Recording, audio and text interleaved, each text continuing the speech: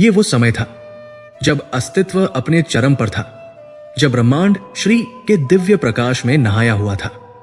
श्री अर्थात केवल धन या समृद्धि नहीं, अपितु ब्रह्मांड का मूल ऐश्वर्य, उसका तेज, उसका जीवन रस और वो शक्ति जो सृष्टि को सौंदर्य और सार्थकता प्रदान करती थी। तीनों लोक, स्वर्ग, मृत्युलोक और पाताल इसी श्री से अनुप्राणित थे। स्वर्ग में मंदाकिनी का प्रवाह कलकल नहीं, अपितु संगीत उत्पन्न करता था। पारिजात के पुष्प केवल सुगंध नहीं, दिव्यता बिखेरते थे। गंधर्वों का गायन केवल मनोरंजन नहीं, अपितु देवताओं के बल का स्रोत था। यज्ञों से उठने वाला धूम्र मात्र धुआं नहीं, अपितु वो सेतु था जो मनुष्य को ईश्वर से जोड़ता था। यह व्यवस्था इतनी सुदृढ़, इतनी शाश्वत प्रतीत होती थी कि उसके क्षरण की कल्पना भी असंभव थी। इसी व्यवस्था के शिखर पर, अमरावती के रत्न जड़ित सिंहासन पर आसीन थे देवराज इंद्र, सहस्राक्ष, वज्र के स्वामी। इंद्र मात्र एक राजा नहीं थे, वे उस ऐश्वर्य के, उस श्री के मूर्त रूप थे। उनके मुकुट का हर मणि एक नक्षत्र की आभा रखता था और उनका प्रत्येक पग ब्रह्मांड के संतुलन को प्रमाणित करता था।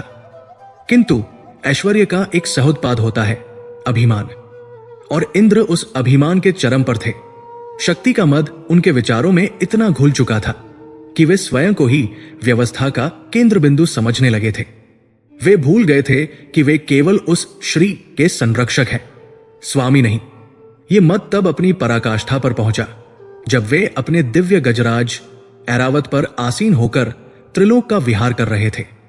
ऐरावत जो मात्र एक हाथी नहीं, अपितु क्षीर सागर के मंथन से निकला हुआ वो श्वेत शिखर था जो स्वयं बादलों को चीरकर चलता था, अपने मस्तक पर सहस्त्र दांतों की आभा लिए हुए।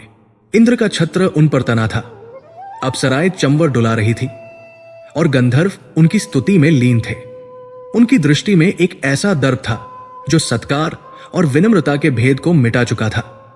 इसी ब्रह्मांडीय यात्रा के मध्य उनका पथ उस शक्ति से टकराया जो ऐश्वर्य से नहीं, अपितु तप से जन्मी थी।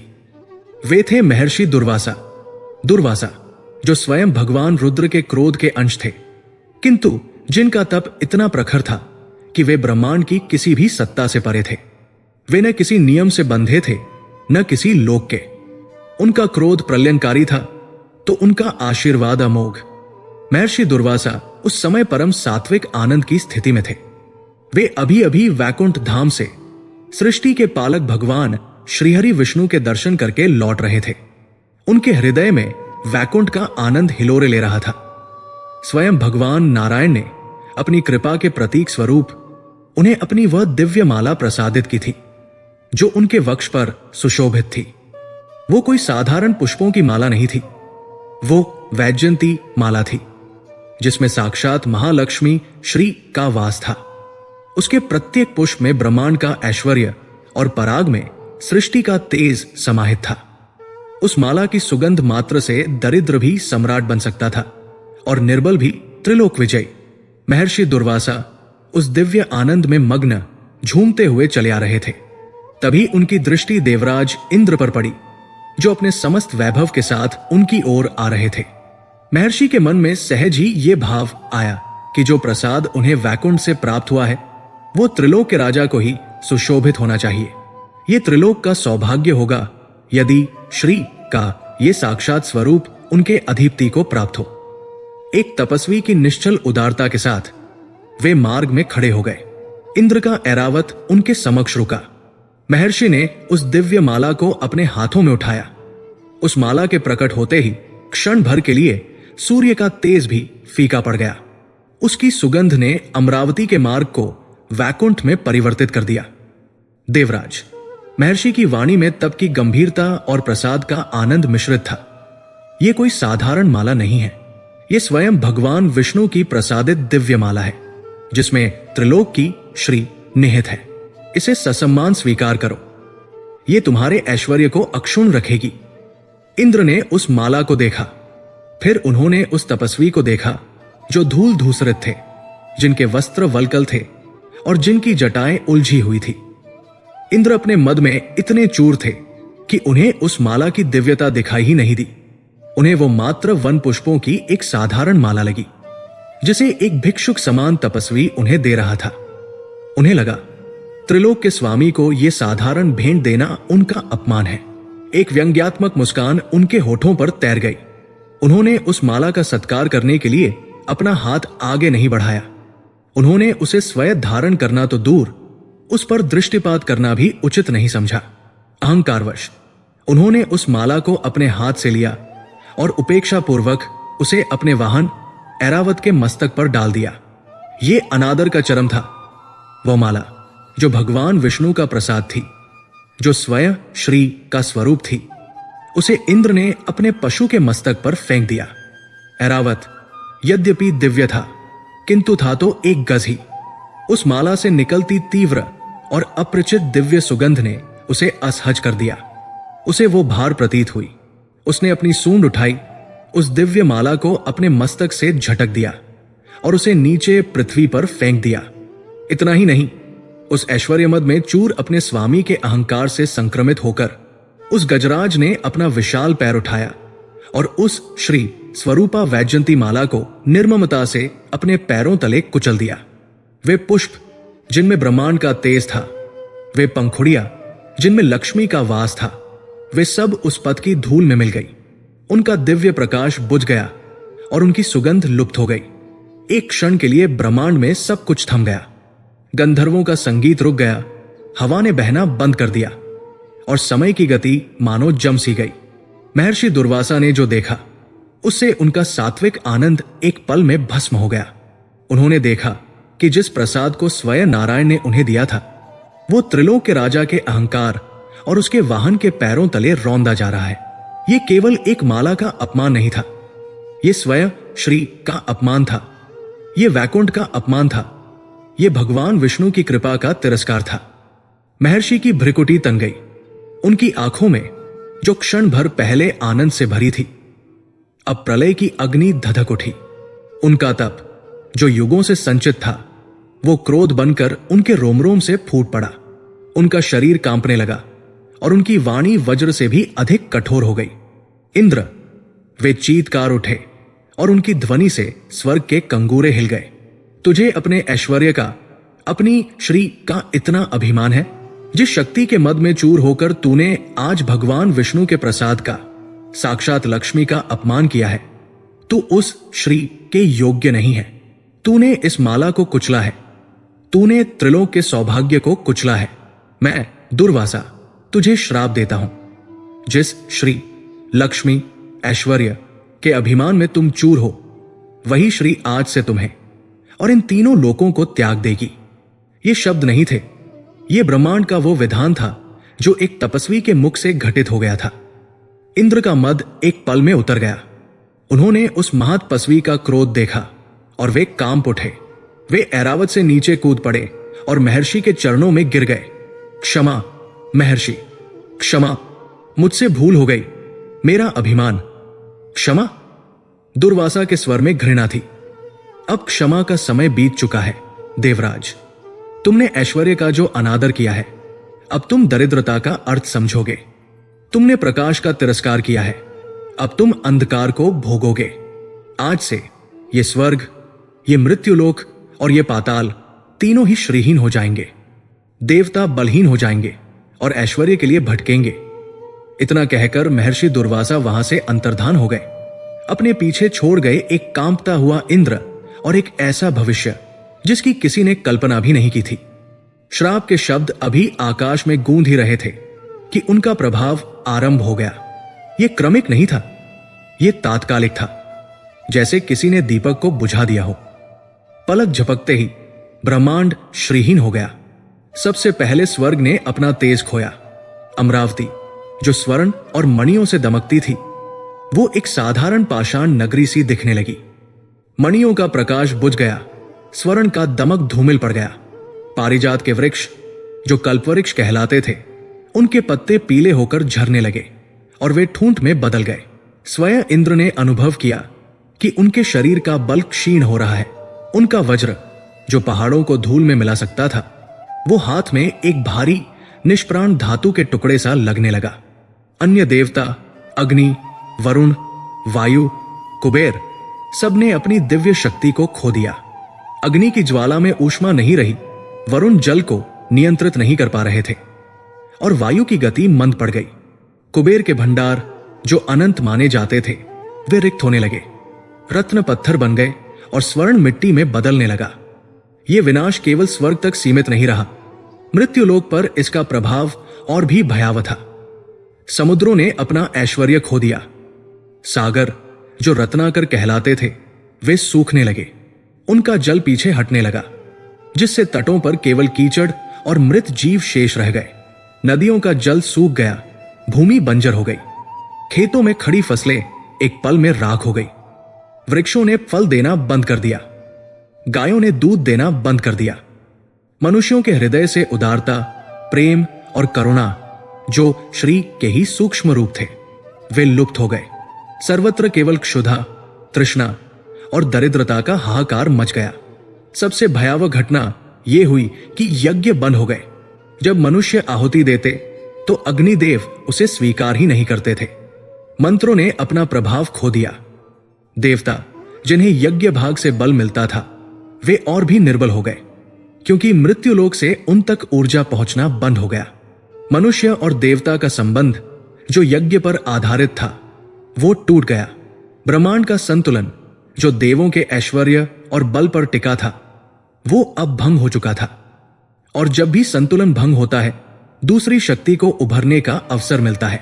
पाताल लोक में असुरों ने इस परिवर्तन को तुरंत भांप लिया। उनके राजा महापराक्रमी बलि जो दैत्यराज प्रहलाद के पौत्र थे, एक धर्मप्रायण किंतु महत्वाकांक्षी शासक थे। उनके गुरु शुक्राचार्य इस अवसर की प्रतीक्षा युगों से कर रहे थे। उन्होंने देखा कि देवताओं का तेज लुप्त हो गया है। उन्होंने बलि को संकेत दिया, राजा बलि, यही अवसर है। स्वर्ग श्रीहीन हो चुका है, इंद्र और अन्य देवता शक्तिहीन है। त्रिलोक पर धर्म की नहीं अपितु असुरों की ध्वजा फहराने का यही सही समय है। असुरों की सेना जो पहले ही बलशाली थी अब तुलनात्मक रूप से अजेय हो चुकी थी। राजा बलि के नेतृत्व में शंबर, नमुची और बाणासुर जैसे महारथियों ने पाताल से प्रस्थान किया। उन्होंने स्वर्ग पर आक्रमण कर दिया। वो युद्ध नहीं था, वो एक विजय अभियान था। देवता जो अपने दिव्य अस्त्रों का संधान करने में भी असमर्थ थे वे असहाय होकर देखने लगे। इंद्र ने अपने निष्प्राण वज्र को उठाने का व्यर्थ प्रयास किया। अग्निदेव की ज्वाला शत्रुओं को जला नहीं पा रही थी। वरुण के पास किसी को बांध नहीं सके। असुरों की सेना ने अमरावती को रौंद डाला। देवताओं को सिंहासन से च्युत कर दिया गया। इंद्र, वरुण, अग्नि और अन्य सभी देवता अपने प्राण बचाकर स्वर्ग से पलायन कर गए। वे भागे हुए श्रीहीन, बलहीन और गृहहीन होकर ब्रह्मांड के अंधकारपूर्ण कोनों में छिपने के लिए विवश हो गए। राजा बलि का अमरावती के सिंहासन पर राज्याभिषेक हुआ। त्रिलोक पर अब असुरों का साम्राज्य था, किंतु ये वो साम्राज्य नहीं था जिसकी बलि ने कल्पना की थी। स्वर्ग उनके अधीन था, पर स्वर्ग में अब श्री नहीं थी। सिंहासन सोने का नहीं, केवल पीले पत्थर का था। अप्सराएं भयभीत दासियां थी, कल्पवृक्ष सूखे ठूंठ थे। ये एक विजय थी जिसने विजेता को भी दरिद्र बना दिया था। महर्षि दुर्वासा का श्राप फलीभूत हो चुका था। तीनों लोक अंधकार और दरिद्रता के साम्राज्य में डूब गए। देवता अपना सर्वस्व खो चुके थे। स्वर्ग उनके हाथ से जा चुका था और उनका अस्तित्व ही संकट में पड़ गया था। वे शरणार्थी बनकर भटक रहे थे उस श्री की तलाश में जिसका उन्होंने स्वयं अपमान किया था। ब्रह्मांड एक ऐसे बिंदु पर आ खड़ा हुआ था जहां न तेज था, न ऐश्वर्य, न आशा। उत्सुकता अपनी चरम सीमा पर थी। देवता अपना सर्वस्व खो चुके हैं। ब्रह्मांड का ऐश्वर्य, वो श्री जो सृष्टि का प्राण थी, वो लुप्त हो चुकी है। क्या ब्रह्मांड का ऐश्वर्य कभी वापस लौटेगा? क्या श्री के बिना सृष्टि का अस्तित्व संभव भी है, या ये अंधकार ही अब त्रिलोक की नियति है? अध्याय प्रथम का समापन त्रिलोक पर छाई एक घनी अपरिचित दरिद्रता के साथ हुआ था। ऐश्वर्य, तेज और बल से हीन हुए देवता महर्षि दुर्वासा के श्राप से अपनी सत्ता खो चुके थे। अमरावती जो कभी इंद्रधनुष के रंगों से भी अधिक दीप्तिमान थी, अब राजा बलि के असुरों द्वारा रौंदी हुई एक श्रीहीन पाषाण नगरी बन चुकी थी। इंद्र, वरुण, अग्नि और वायु, जो कल तक ब्रह्मांड की व्यवस्था चलाते थे, आज स्वयं अव्यवस्था के शिकार थे। वे ब्रह्मांड के गुप्त कोटरों में, अंधकारमय गुफाओं में शरणार्थी बनकर छिपे थे। उनका तेज इतना क्षीण हो चुका था कि कोई साधारण मनुष्य भी उन्हें पहचान नहीं पाता। इंद्र का वज्र मात्र एक धातु खंड था, अग्नि की ज्वाला में शीतलता थी, और वरुण के पाश सूखी रस्सियों में बदल चुके थे। यज्ञों के बंद होने से मृत्युलोक से मिलने वाली हवि की ऊर्जा उन तक पहुंचना बंद हो गई थी, और वे वास्तविक अर्थों में भूखे और निर्बल हो गए थे। ये केवल एक राजनीतिक पराजय नहीं थी, ये अस्तित्व का संकट था। जब आशा के सभी स्रोत सूख गए, जब उन्हें यह आभास हो गया कि यह संकट मात्र एक असुर का आक्रमण नहीं, अपितु एक दिव्य विधान का परिणाम है, तब उन्हें सृष्टि के आरंभ का स्मरण हुआ। उन्हें स्मरण आए सृष्टि के रचयिता अपने पितामह ब्रह्मा, समस्त पराजित, तेजहीन और भयभीत देवता अपने अपने अंधकारपूर्ण कोटरों से निकले। वे अब राजा नहीं थे, वे याचक थे। उनकी यात्रा अमरावती की ओर नहीं, अपितु उससे भी ऊर्ध्व सत्यलोक की ओर आरंभ हुई। ये एक मौन यात्रा थी। इंद्र, जिनके आगे कभी गंधर्व गान करते थे, वे आज अपना मुख झुकाए अपने ही ध्वस्त स्वर्ग के ऊपर से उड़ते हुए अपने अपराध बोध से दबे जा रहे थे। उन्हें वो क्षण स्मरण हो आया जब उन्होंने अहंकार में चूर होकर उस दिव्य माला को ऐरावत के मस्तक पर फेंका था। आज वही अहंकार उन्हें अपने पितामह के समक्ष एक भिक्षुक की भांति ले जा रहा था। वे सत्यलोक पहुंचे, ब्रह्मा जी का लोक। यद्यपि श्रीहीन होने के प्रभाव से पूर्णतया अछूता नहीं था, तथापि अपनी सात्विक ऊर्जा के कारण अब भी दीप्तिमान था। वेदों का स्वर वहां अब भी गूंज रहा था, किंतु उस गूंज में वो ओज नहीं था जो सृष्टि की रचना के समय था। ब्रह्मा जी चतुर्मुख अपने आसन पर विराजमान थे। उनकी दृष्टि गहन चिंता में डूबी थी। उन्होंने अपनी ही रची सृष्टि को इस प्रकार श्रीहीन होते देखा था। देवताओं ने प्रवेश किया। वे अपने पितामह के चरणों में एक साथ गिर पड़े। ये केवल प्रणाम नहीं था, ये एक सामूहिक पतन का दृश्य था। इंद्र की आंखों से, जो कभी क्रोध या मद से लाल रहती थी, आज अश्रु बह रहे थे। उन्होंने अपनी दुर्दशा का, अपने अहंकार का, दुर्वासा के श्राप का और बलि के आधिपत्य का संपूर्ण वृत्तांत कह सुनाया। पितामह, इंद्र का स्वर टूटा हुआ था। सृष्टि का संतुलन नष्ट हो गया है। आपकी रचना का ऐश्वर्य लुप्त हो गया है। जो आपके विधान के रक्षक थे, आज स्वयं रक्षणहीन है। हमें मार्ग दिखाए, इस अंधकार से हमें निकाले। ब्रह्मा जी ने एक गहरी श्वास ली। उनकी चारों दृष्टियां करुणा से भर उठीं। उन्होंने कहा, पुत्रों, तुमने जो खोया है वो श्री है, और श्री का अपमान अहंकार का सबसे बड़ा दंड है। दुर्वासा का श्राप अमोघ है, उसे मैं ब्रह्मा भी वापस नहीं ले सकता। तुमने शक्ति का अपमान किया है और अब शक्ति तुमसे विमुख है। देवताओं की बची खुची आशा भी धूमिल होने लगी। तो क्या कोई मार्ग नहीं है? अग्निदेव ने क्षीण स्वर में पूछा। ब्रह्मा जी ने अपनी आंखें मूंद ली। वे जानते थे कि जब सृष्टि का विधान बिगड़ता है, जब रचयिता की रचना संकट में होती है, तब केवल एक ही सत्ता है जो मार्ग दिखा सकती है। सृष्टि के पालक भगवान श्रीहरि विष्णु ब्रह्मा जी अपने आसन से उठे। एक ही आश्रय शेष है। उन्होंने कहा, वैकुंठ धाम, यह संकट अब मेरे सामर्थ्य से परे है। यह संतुलन का प्रश्न है, और संतुलन के स्वामी केवल नारायण है। चलो हम सब उन्हीं की शरण में चले। यह देवों का अंतिम पलायन था। सृष्टि के रचयिता ब्रह्मा जी के नेतृत्व में त्रिलोक के पूर्व स्वामी इंद्र, वरुण, अग्नि, वायु और अन्य सभी देवता उस अंतिम आश्रय वैकुंठ धाम की ओर चले। यह वह स्थान था जहां काल का भय नहीं था, जहां श्राप की छाया नहीं पहुंच सकती थी। जैसे ही उन्होंने वैकुंठ की सीमाओं में प्रवेश किया, उन्होंने एक अद्भुत शांति का अनुभव किया, किंतु एक खटकने वाली रिक्ति भी थी।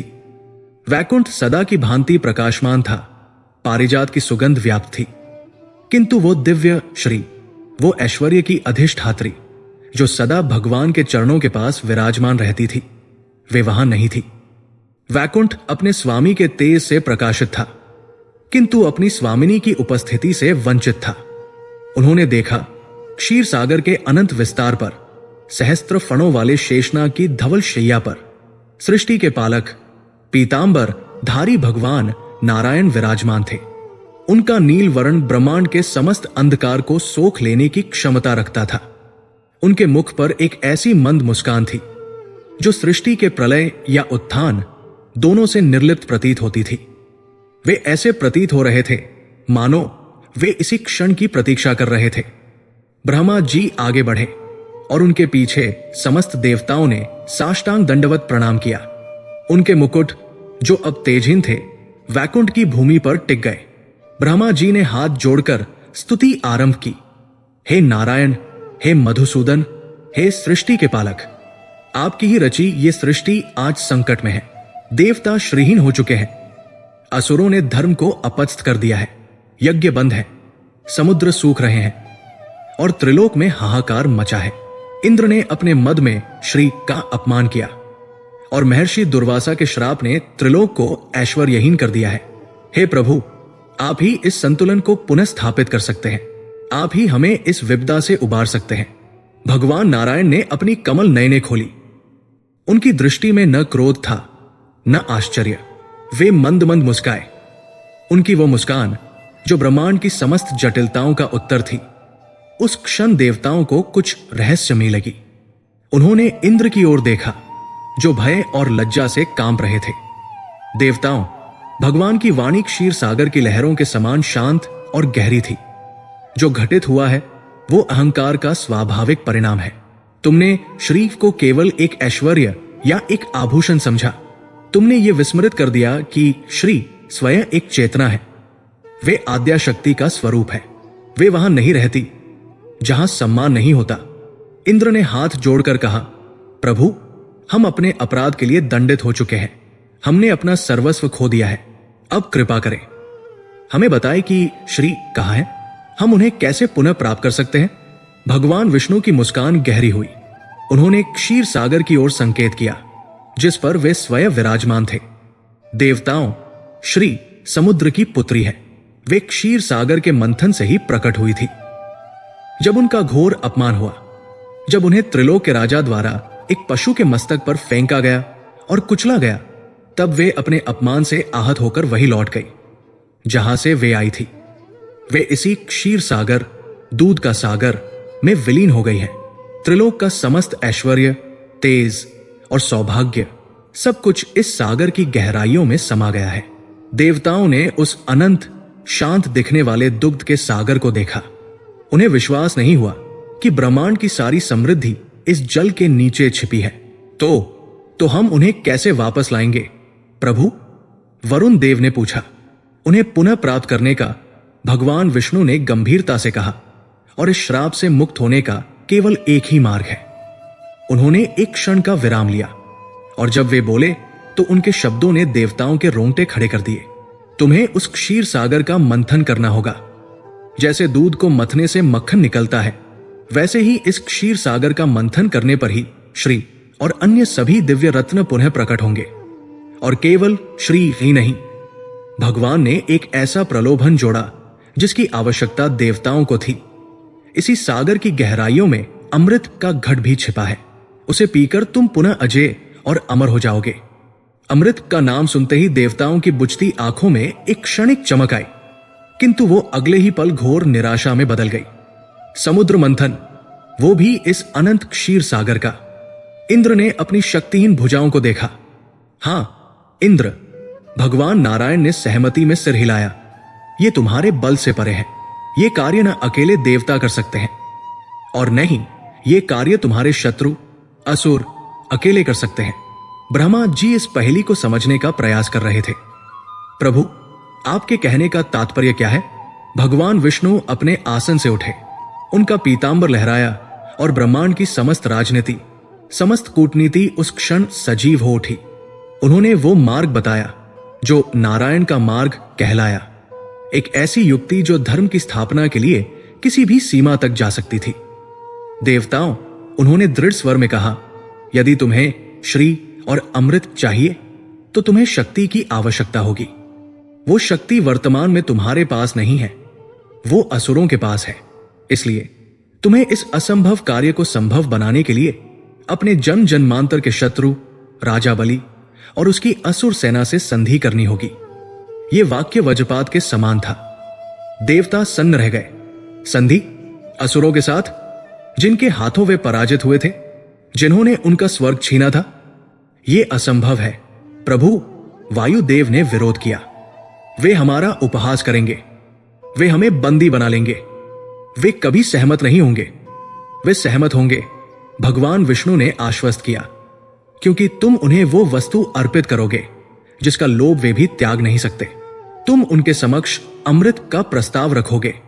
तुम बलि के पास जाओ, उसे समुद्र मंथन की योजना बताओ और उससे कहो कि इस मंथन से जो अमृत निकलेगा उसमें देवता और असुर दोनों का बराबर का भाग होगा। इंद्र इस कूटनीति की भयावता से कांप उठे। किंतु प्रभु, यदि असुरों ने अमृत पी लिया तो वे सदा के लिए अमर हो जाएंगे। तब तो ब्रह्मांड का और भी अधिक अनर्थ हो जाएगा। उन्हें कोई पराजित नहीं कर पाएगा। भगवान नारायण पुनः मुस्कुराए, वही रहस्यमयी आश्वासन भरी मुस्कान। देवराज, अभी तुम्हारा कार्य केवल संधि करना और मंथन का आरंभ करना है। तुम मेरी युक्ति पर विश्वास रखो। जाओ, अपने शत्रु से हाथ मिलाओ, उसे अमृत का लालच दो और उसकी शक्ति का उपयोग करो। मैं तुम्हें वचन देता हूं कि जब अमृत प्रकट होगा तब मैं यह सुनिश्चित करूंगा कि वह केवल देवताओं को ही प्राप्त हो, असुरों को नहीं। देवताओं के समक्ष अब कोई विकल्प नहीं था। वे एक ऐसे मार्ग पर खड़े थे जहां एक ओर विनाश था और दूसरी ओर एक ऐसा मार्ग जो शत्रुओं से मित्रता की मांग कर रहा था। यह एक जुआ था जिसकी बागडोर स्वयं सृष्टि के पालक ने अपने हाथों में ले रखी थी। भगवान विष्णु का आदेश शिरोधार्य कर ब्रह्मा जी के साथ देवता वैकुंठ से लौटे। उनका हृदय भय, शंका और एक विचित्र सी उत्तेजना से भरा था। उत्सुकता अब चरम पर थी। देवता और असुर जो जन्मों से शत्रु हैं, जो रक्त के प्यासे हैं, क्या वे अमृत के लालच में एक साथ कार्य करने को सहमत होंगे? इंद्र जो कल तक राजा थे, क्या वे आज एक याचक बनकर अपने शत्रु बलि के दरबार में संधि का प्रस्ताव रख पाएंगे? और बलि जो त्रिलोक का स्वामी बन चुका है, क्या वह देवताओं के इस प्रस्ताव को स्वीकार करेगा? या ये संधि एक नया षड्यंत्र है जो या तो ब्रह्मांड को बचाएगा या उसे सदा के लिए अंधकार में डुबो देगा? वैकुंठ से विदा लेकर देवताओं की जो टोली चली वो आशा और संशय के द्वंद्व में फंसी थी। उनके आगे सृष्टि के रचयिता ब्रह्मा थे और उनके पीछे थे श्रीहीन बलहीन देवगण। उनका गंतव्य था अमरावती, जो अब अमरावती नहीं अपितु असुरों की नवनिर्मित राजधानी थी, जहां उनके सिंहासन पर अब उनके शत्रु असुरराज बलि का आधिपत्य था। यह यात्रा देवताओं के इतिहास की सबसे कठिन यात्रा थी। इंद्र जो सहस्र नेत्रों से ब्रह्मांड को देखते थे, आज अपने ही नेत्रों को लज्जा से झुकाए हुए थे। उन्हें एक याचक बनकर अपने ही सिंहासन के वर्तमान स्वामी के समक्ष जाना था। यह भगवान विष्णु की कूटनीति थी, एक ऐसा मार्ग जो धर्म की स्थापना के लिए अहंकार के पूर्ण विसर्जन की मांग कर रहा था। वे असुरों की सभा में पहुंचे। बलि का दरबार लगा था, वह स्थान जो कभी अप्सराओं के नृत्य और गंधर्वों के संगीत से गूंजता था, आज असुरों के विजय उद्घोष और दंभपूर्ण अट्टहास से भरा हुआ था। असुर महारथी शंबर, नमुची, बाणासुर अपने नवीन ऐश्वर्य के मद में चूर थे। सिंहासन पर महापराक्रमी बलि विराजमान थे। उनके मुख पर त्रिलोक विजय का तेज था, यद्यपि वो तेज श्री के अभाव में रूखा और दमनकारी प्रतीत होता था। बलि के पार्श्व में ही उनके गुरु दैत्य नीति के प्रकांड विद्वान शुक्राचार्य बैठे थे, जिनकी एकाक भविष्य के गर्भ में झांक रही थी। देवताओं के इस पराजित समूह को ब्रह्मा जी के नेतृत्व में आते देख असुरों की सभा में एक व्यंग्यात्मक सन्नाटा छा गया। वे उपहास से हंसने लगे। बलि अपने सिंहासन से उठे। उन्होंने देवताओं का स्वागत किया। पधारिए देवराज, कहिए आज अपने ही स्वर्ग में एक अतिथि बनकर आपको कैसा लग रहा है? क्या कोई और लोग भी है जो आप हमें भेंट करना चाहते हैं? इंद्र ने इस अपमान का घूंट पी लिया। उनका मुकुट झुका रहा। वे जानते थे कि आज का एक क्षण का अपमान भविष्य के अनंत ऐश्वर्य का मार्ग खोल सकता है। ब्रह्मा जी ने मध्यस्थता करते हुए कहा, बलि, हम यहां शत्रु बनकर नहीं, अपितु एक अभूतपूर्व प्रस्ताव लेकर आए हैं। नियति ने हमें एक ऐसे मोड़ पर ला खड़ा किया है जहां हमारा और तुम्हारा दोनों का भविष्य एक ही प्रयास पर टिका है। शुक्राचार्य की भ्रिकुटी तन गई। स्पष्ट कहिए चतुर्मुख, देवताओं की वाणी में शहद लपेटकर विष देने की पुरानी आदत है। तब देवगुरु बृहस्पति ने, जो भगवान विष्णु की योजना को पूर्ण रूप से समझ चुके थे, आगे बढ़कर प्रस्ताव रखा। दैत्यराज, यह सत्य है कि दुर्वासा के श्राप ने हमें श्रीहीन कर दिया है, किंतु इसका प्रभाव आप पर भी पड़ा है। आपने स्वर्ग को जीता है, किंतु स्वर्ग के ऐश्वर्य को नहीं। आप एक श्रीहीन ब्रह्मांड के राजा हैं। हम सब एक ऐसी दरिद्रता से घिर गए हैं जिसका अंत निकट नहीं है।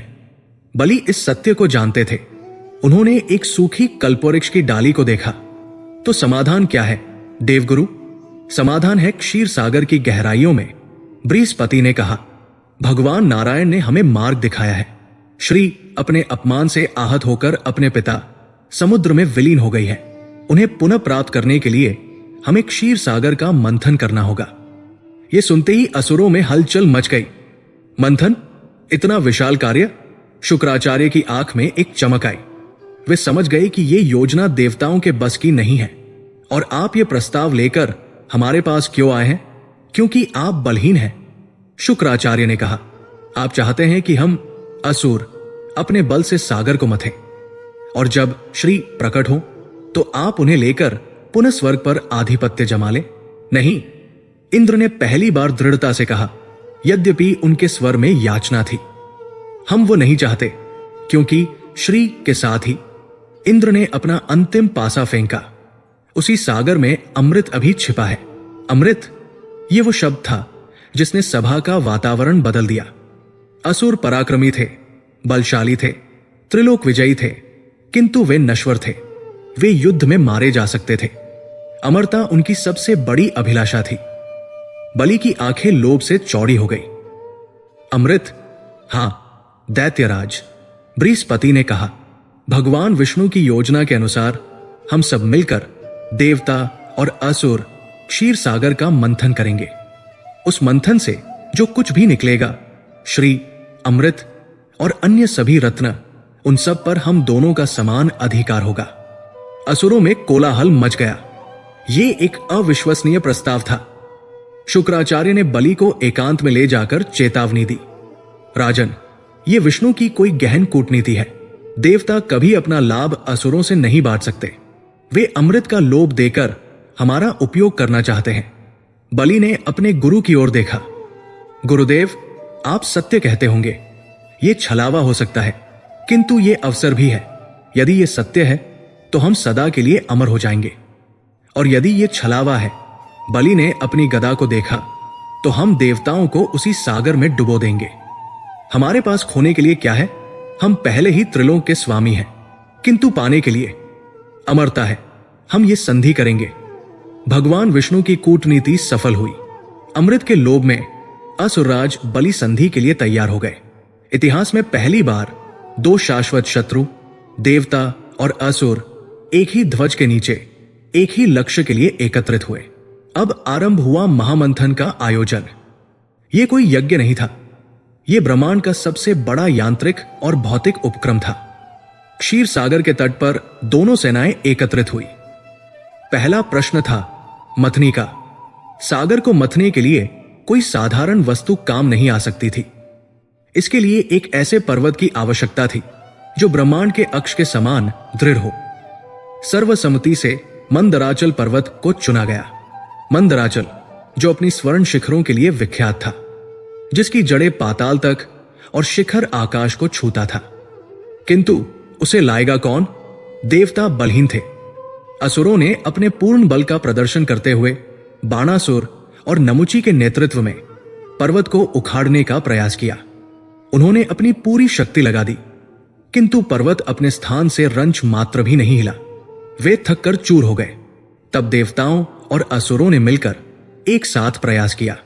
वे पर्वत को कुछ दूर तक घसीट पाए। किंतु इससे पहले कि वे उसे सागर तक लाते, वो उनके हाथों से छूटकर गिर पड़ा। उसके भार के नीचे हजारों देवता और असुर कुचल गए। आरंभ में ही घोर विघ्न उपस्थित हो गया। तब सबने मिलकर भगवान विष्णु का स्मरण किया, जो इस योजना के सूत्रधार थे। भगवान नारायण अपने वाहन गरुड़ पर प्रकट हुए। उन्होंने उस दृश्य को देखा। थकेहारे देवता, हताश असुर और गिरा हुआ मंदराचल, वे मुस्कुराए। उन्होंने गरुड़ से उतरकर सहज ही एक उंगली से उस महापर्वत को उठा लिया, जैसे कोई बालक किसी कंकड़ को उठा ले। उन्होंने मंदराचल को लाकर क्षीर सागर के मध्य में स्थापित कर दिया। यह प्रदर्शन यह सुनिश्चित करने के लिए पर्याप्त था कि यद्यपि असुर बलशाली है, किंतु इस महायज्ञ के नियंता स्वयं श्रीहरि ही है। पर्वत स्थापित हो गया, किंतु अब रस्सी की आवश्यकता थी। ऐसी रस्सी जो पर्वत के घर्षण को सह सके और जो इतनी लंबी हो कि दोनों सेनाएं उसे पकड़ सके। तब भगवान विष्णु ने नागराज वासुकी को इस कार्य के लिए आमंत्रित किया। वासुकी, जो सर्पों के राजा थे और भगवान शिव के कंठार भी थे, वे इस कार्य के लिए सहमत हुए, किंतु इस शर्त पर कि मंथन से प्राप्त अमृत में उन्हें भी उनका भाग मिलेगा। देवताओं और असुरों ने यह स्वीकार किया। वासुकी ने स्वयं को उस विशाल मंदराचल पर्वत के चारों ओर एक रस्सी के समान लपेट लिया। उनका सहस्र फणों वाला मस्तक एक ओर था और उनकी पूंछ दूसरी ओर। सब कुछ तैयार था। क्षीर सागर में पर्वत स्थापित था। वासुकी रस्सी बन चुके थे। मंथन आरंभ होने ही वाला था कि एक और समस्या आ खड़ी हुई। रस्सी के दोनों सिरों को कौन पकड़ेगा? असुरों ने अपने बल के अभिमान में तुरंत कहा कि वे वासुकी के मस्तक, सिर की ओर का भाग पकड़ेंगे। वे इसे अपना अधिकार और सम्मान समझते थे। भगवान विष्णु, जो असुरों के अहंकार को जानते थे, मंद मुस्कुराए और देवताओं को पूंछ की ओर का भाग पकड़ने का संकेत दिया। देवता, जो पहले ही श्रीहीन थे, इस अपमान को भी स्वीकार कर गए। वे नहीं जानते थे कि यह भी भगवान की ही एक लीला थी। वे जानते थे कि जब मंथन होगा तो वासुकी के फणों से ज्वाला और विषवायु निकलेगी, जो असुरों की शक्ति को क्षीण कर देगी, जबकि पूंछ की ओर सागर से उठने वाली शीतल फुहारें देवताओं को बल प्रदान करेंगी।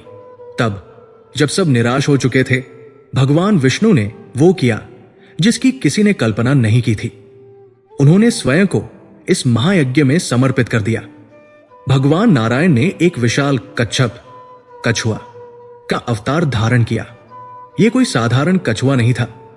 उसकी पीठ योजन पर्यंत विस्तृत थी और उसका कवच वज्र से भी अधिक कठोर था।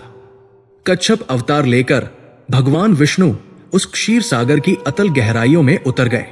उन्होंने नीचे जाकर उस डूबते हुए मंदराचल पर्वत को अपनी पीठ पर धारण कर लिया। पर्वत का नुकीला आधार उस दिव्य कवच पर टिक गया। अब मंथन के लिए एक सुदृढ़ अचल आधार मिल गया था। भगवान विष्णु ने कच्छप रूप में नीचे से पर्वत को संभाला। वही वासुकी को आमंत्रित कर लाए और वही कूटनीति से इस असंभव संधि के रचयिता थे। उन्होंने देवताओं और असुरों को पुनः संकेत दिया। मंथन पुनः आरंभ हुआ। इस बार का मंथन प्रलयंकारी था। देवता और असुर अपनी पूरी शक्ति लगा रहे थे। मंदराचल पर्वत तीव्र गति से घूम रहा था। सागर में भयंकर उथल पुथल मच गई। क्षीर सागर, जो शांत और धवल था, वो अब मथा जाने लगा। उसकी लहरें आकाश को छूने लगी। पर्वत के घूमने से जो घर्षण हो रहा था, उससे वासुकी का शरीर छिलने लगा। उनके नेत्रों से अग्नि निकलने लगी। जैसा विष्णु ने सोचा था, वासुकी के सहस्र फणों से भयंकर विषफुहारें निकलने लगी, जिन्होंने मस्तक की ओर खड़े असुरों को झुलसा दिया। उनके स्वर्ण कवच काले पड़ गए और उनका बल क्षीण होने लगा। वहीं दूसरी ओर पूंछ की ओर खड़े देवताओं पर सागर की शीतल फुहारें और मंदराचल पर उगी जड़ी बूटियों का रस बरस रहा था, जिससे उनकी क्षीण होती शक्ति वापस लौटने लगी।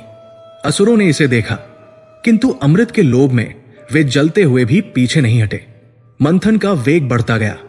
सैकड़ों, हजारों वर्ष बीत गए। सागर का दूध अब मक्खन की तरह गाढ़ा होने लगा था।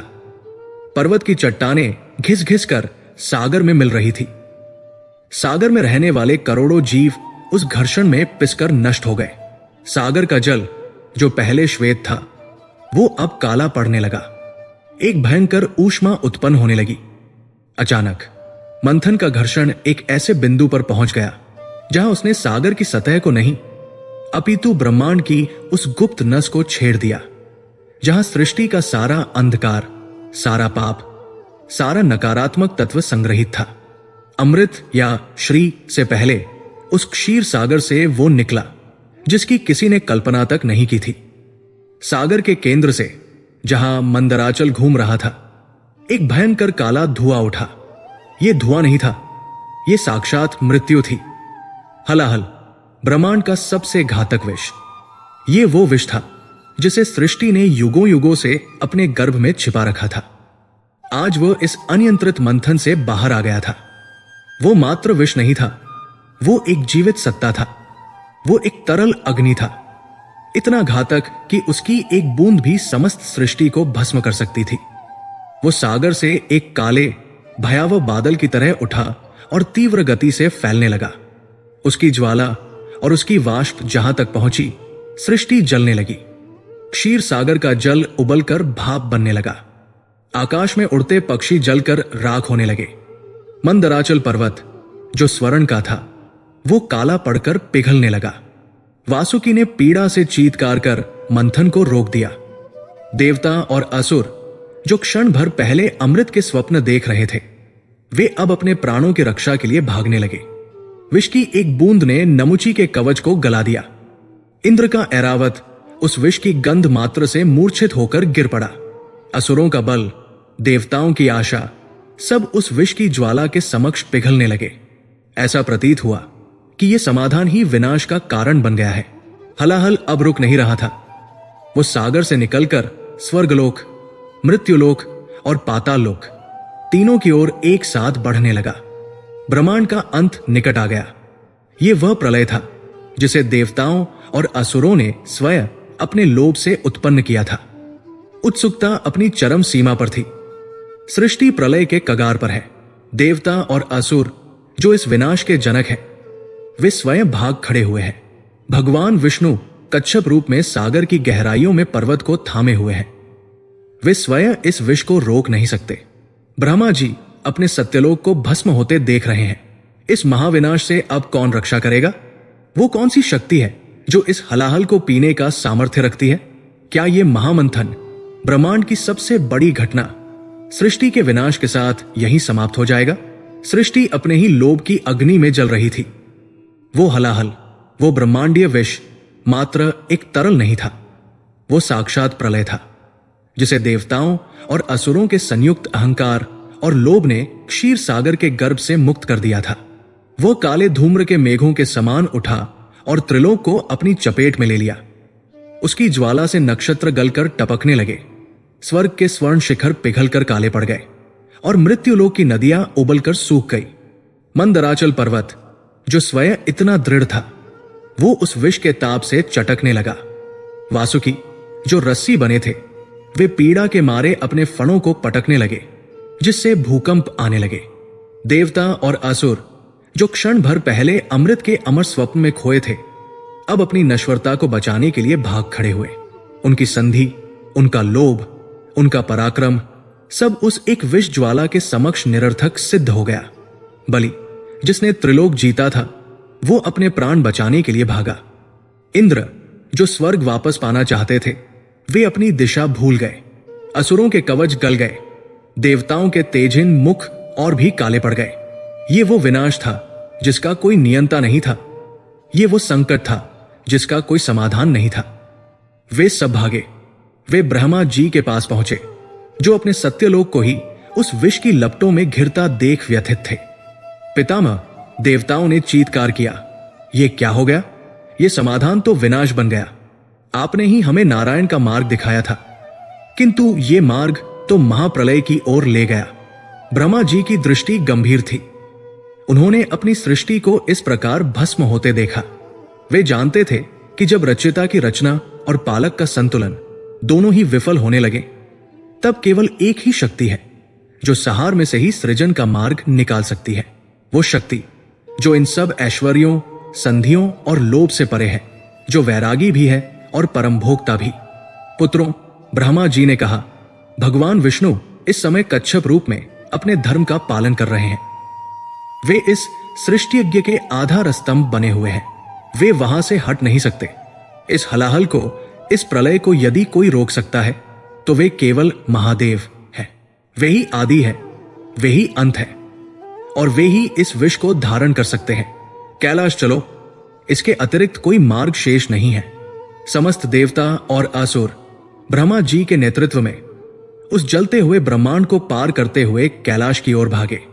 कैलाश, जो ब्रह्मांड की धुरी था, वो अभी तक उस विष के प्रभाव से अछूता था, मानो वह इस लोक का होकर भी इस लोक से परे हो।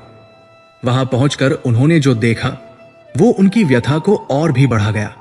भगवान महादेव दिगंबर भस्मधारी अपनी चिरसमाधि में लीन थे।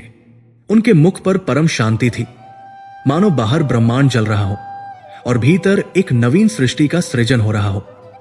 देवताओं ने स्तुति आरंभ की। हे महादेव, हे शंकर, हे शंभो, त्राहिमाम त्राहिमाम, सृष्टि जल रही है। प्रभु, आपके ही अंश दुर्वासा के श्राप का परिमार्जन करने हेतु हमने ये मंथन आरंभ किया, किंतु हम अमृत से पहले कालकूट को जगा बैठे। हे आशुतोष, उठिए, अपनी सृष्टि की रक्षा कीजिए। हे पशुपतिनाथ, अपने इन भयभीत पशुओं जीवों की रक्षा कीजिए। उनका करुण क्रंदन, जो केवल शब्दों का नहीं अपितु सृष्टि के अंतिम स्वरों का क्रंदन था, वो महादेव की समाधि से टकराया। धीरे धीरे भगवान सदाशिव ने अपने कमल नेत्र खोले। उनकी दृष्टि में न क्रोध था, न आश्चर्य, केवल करुणा थी, असीम करुणा। उन्होंने कुछ कहा नहीं। वे केवल अपने आसन से उठे। उनका उठना ही ब्रह्मांड की सभी शक्तियों के पुनर्जागरण का संकेत था। वे चल पड़े। उनके पीछे पीछे ब्रह्मा, विष्णु के वैकुंठवासी पार्षद और भय से कांपते देवता और असुर चल पड़े। वे सब क्षीर सागर के उस तट पर पहुंचे, जो अब एक विष का उबलता हुआ कुंड बन चुका था। हलाहल अपने चरम पर था। वो अब एक जीवित दैत्य के समान आकार ले चुका था, जो समूचे ब्रह्मांड को निगल जाने के लिए मुख फाड़े हुए था। जहां देवता और असुर उस विष की गंध मात्र से मीलों दूर खड़े हाँफ रहे थे, वही भगवान महादेव शांत भाव से उस महाविष के समक्ष जाकर खड़े हो गए। उन्होंने उस प्रलयंकारी हलाहल को देखा। वे मुस्कुराए, मानो किसी शिशु को अकारण हट करते देख रहे हों। उन्होंने अपनी योग शक्ति का विस्तार किया और उस संपूर्ण विष को, जो त्रिलोक में फैल चुका था, उसे अपने संकल्प बल से खींचकर एक स्थान पर एकत्रित किया। वो सारा विष सिमटकर उनकी अंजलि में समा गया। एक छोटी सी कृष्ण वर्ण की तरल मात्रा, जिसमें अनंत ब्रह्मांडों को भस्म करने की शक्ति थी। देवता और असुर कांप उठे। क्या वे इसे पी जाएंगे? यदि ये विष उनके भीतर गया तो उनके उदर में स्थित समस्त लोकों का क्या होगा? किंतु भगवान शिव ने उन सबको अभयदान दिया। उन्होंने उस संपूर्ण हलाहल विष को अपनी अंजलि से उठाया और अपने मुख में डाल लिया। उन्होंने उसे निगला नहीं। वे जानते थे कि यदि ये उनके उदर में गया तो सृष्टि नष्ट हो जाएगी। उन्होंने उस विष को अपने कंठ, गले में ही धारण कर लिया। यह दृश्य अकल्पनीय था। वो विष जिसकी ज्वाला से मंदराचल पिघल रहा था, वो अब महादेव के कंठ में सिमट गया था। एक क्षण के लिए भगवान का शरीर तड़प उठा।